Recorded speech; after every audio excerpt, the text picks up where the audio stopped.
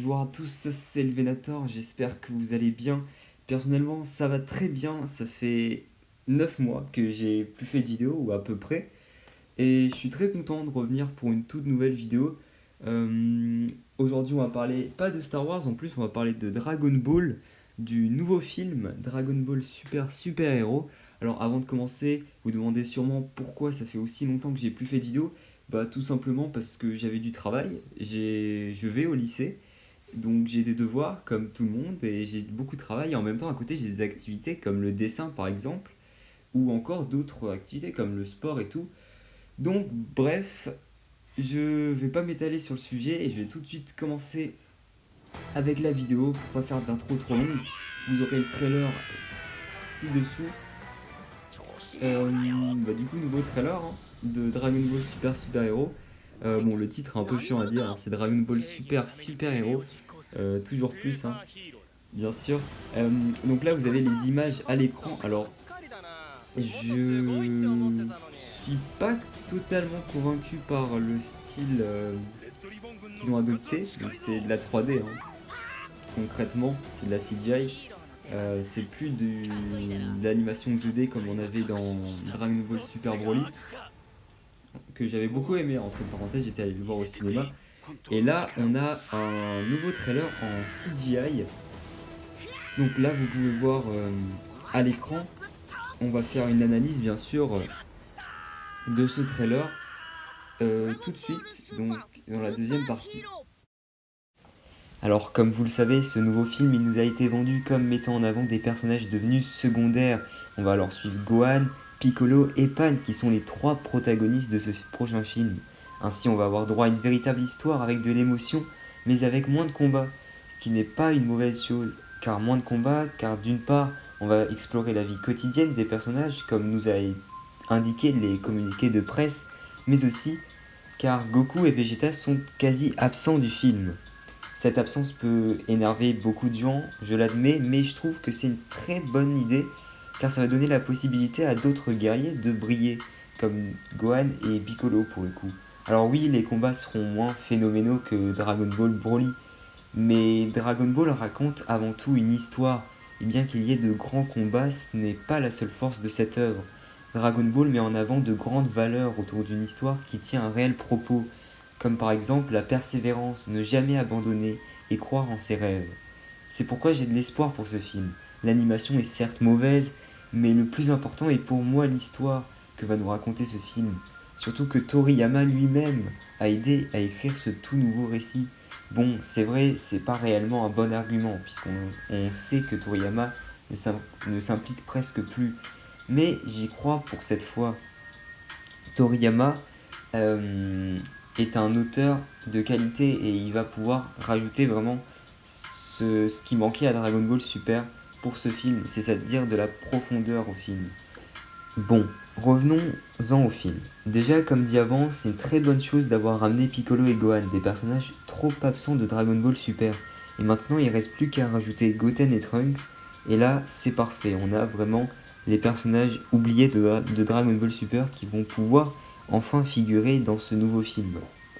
Et ces deux-là sont d'ailleurs présents dans le trailer, et il faut voir maintenant s'ils vont occuper une place importante. Et maintenant, du côté de Piccolo, on nous montre une nouvelle transformation, ce qui est une très bonne idée d'ailleurs. Et en plus, j'ai l'impression que cette nouvelle forme nous vient de Shenron au vu de sa couleur jaune. Et du côté de Gohan, on a l'air d'en avoir un personnage très énervé, alors sûrement à cause du kidnapping de Pan. Reste d'ailleurs à voir pourquoi le ruban rouge kidnappe Pan et a l'air de s'en prendre à Piccolo, tous deux très proches de Gohan. Je me dis alors que le but est d'attirer Gohan. Mais pourquoi attirer Gohan? Eh bien la réponse se trouve à la fin de la bande-annonce. Alors il est possible de voir un géant cocon qui abrite une créature. Alors si vous connaissez Dragon Ball, vous voyez sûrement où je veux en venir. Ce cocon, il abrite nul autre que Cell. Alors oui, Cell est mort. Mais toutefois, il peut toujours revenir. On l'a vu, les personnages dans Dragon Ball, ils reviennent souvent. On l'a vu avec Freezer, on l'a vu avec Broly, même si bon, Broly c'est un peu différent. Bon, bref, tous les signes pointent vers une direction claire et nette. Cell est bien, bel et bien de retour. Et ça, on peut le voir avec déjà le retour du Ruban Rouge, créateur de Cell, je le rappelle, avec le docteur Gero, un Gohan qui porte les vêtements de l'arc Cell, et deux nouveaux cyborgs que Cell va pouvoir absorber par la suite pour devenir encore plus puissant. Donc ça fait un parallèle avec C17 et C18 de Dragon Ball Z. Et ensuite on peut alors s'attendre à un match retour entre Cell et Gohan avec chacun une nouvelle transformation. Car oui, depuis Dragon Ball Z, Gohan n'a pas eu de nouvelle forme. Et ce qui est dommage, alors oui, Gohan n'est pas censé avoir de nouvelles transformations, puisque maintenant on a l'Ultimate Gohan, mais je trouve ça quand même dommage de se limiter à ça quand on voit toutes les transformations qu'ont aujourd'hui Goku et Vegeta. Et pour finir, réellement, certaines rumeurs parlent également d'un combat entre Beerus et Broly. Alors perso, j'y crois pas trop, même si ça peut être très cool, je l'accorde, mais tant que c'est maîtrisé et que ça vienne pas interrompre l'histoire principale, je suis totalement pour. Et d'ailleurs, je verrais bien une scène du genre en introduction du film pour vraiment directement être plongé dans le film et bien s'accrocher. Donc bon, vous l'avez compris, si on creuse un peu, ce film il peut être rempli de bonnes surprises. Alors bien que l'animation elle est en 3D, ça ok, mais malheureusement aujourd'hui on a appris il y a peu de temps d'ailleurs, que le film sera reporté suite à un piratage de la Toei Animation, mais on peut tout de même espérer une sortie pour 2022.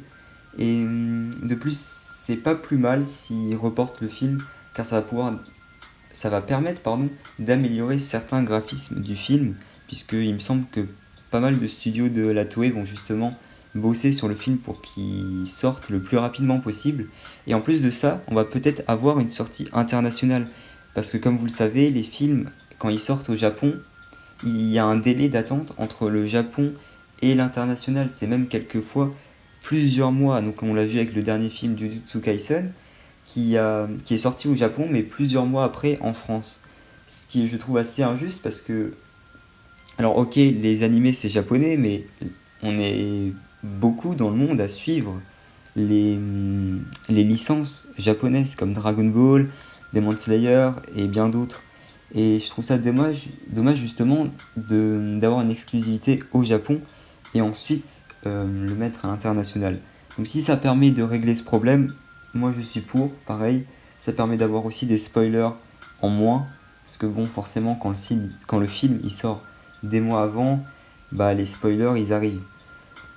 Donc bon, sinon je pense que j'ai fait le tour de cette vidéo, j'espère qu'elle vous aura plu. J'ai pris pas mal de temps à la faire celle-là, mais elle me tenait à cœur parce que Dragon Ball c'est vraiment quelque chose que j'aime beaucoup, peut-être même ma licence préférée. J'ai grandi avec Dragon Ball et je continuerai de grandir avec. Donc sur ce, je vous dis au revoir et n'oubliez pas, les animés, c'est la vie.